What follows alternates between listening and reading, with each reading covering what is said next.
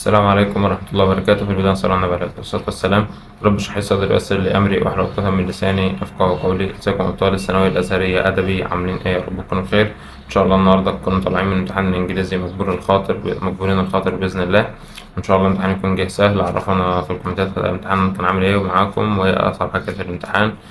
وإن شاء الله الامتحان يكون جه سهل يعني، ويكون حاجة كده لذيذة عليكم بإذن الله. إن شاء الله المادة الجاية عندنا مادة توحيد، وأيا كان حصل معاك إيه في اللي فات نفس المقولة، أيا كان حصل معاك إيه في اللي فات ركز، سيبك من اللي فات وركز في اللي جاي. تفكيرك في اللي فات مش هيغير أي حاجة والله العظيم، بس تفكيرك في اللي جاي هيغير.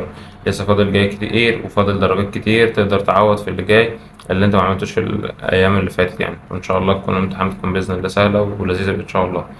النهارده المادة الجاية إن شاء الله يوم الخميس عندنا مادة توحيد. مادة التوحيد من أسهل المواد في الشرعي بإذن الله، تكون من أسهل المواد في الشرعي. فالتوحيد مش محتاج منك مجهود كتير غير إنك بس هتعدي على منهج تاني، تعدي منهج تاني كامل وتركز كويس جدا على الآراء. يعني حاول تحفظ الآراء دي زي اسمك أجل المقتول والحاجات ديت كلها. احفظ الآراء واحفظ الأدلة كويس خالص. هتعدي على المنهج تاني مراجعة سريعة. وأهم حاجة تقعد بقى تحل امتحانات السنين السابقة كلها في التوحيد بالذات. تقعد تحل امتحانات السنين السابقة، هتلاقي نفسك بإذن الله جاي في التوحيد مقفل إن شاء الله، وجاي في درجة كويسة إن شاء الله. تمام. بالنسبة للناس اللي بتسأل على مراجعات اليوتيوب، يعني هو أنا مرشحش إن تسمع مراجعات يوتيوب. يعني تذاكر بإيدك واكتب بإيدك وحل بإيدك.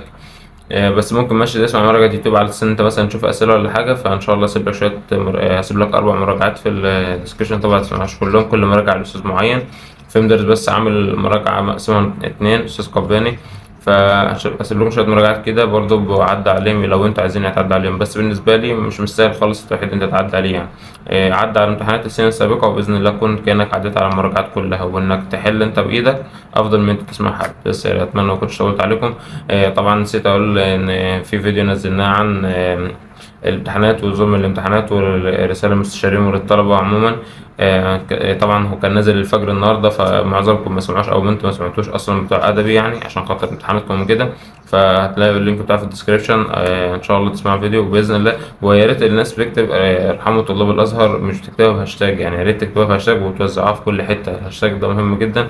وباذن الله في طريقه كده عرفتها من احد الجروبات ان احنا نعملها عشان خاطر صوتنا يوصل للازهر وكده. فان شاء الله بنزلها فيديو تاني لوحده عشان خاطر ده مالهاش علاقه بديت. بس اتمنى ما اكونش طولت عليكم. تصلوا على النبي. والسلام عليكم ورحمه الله وبركاته.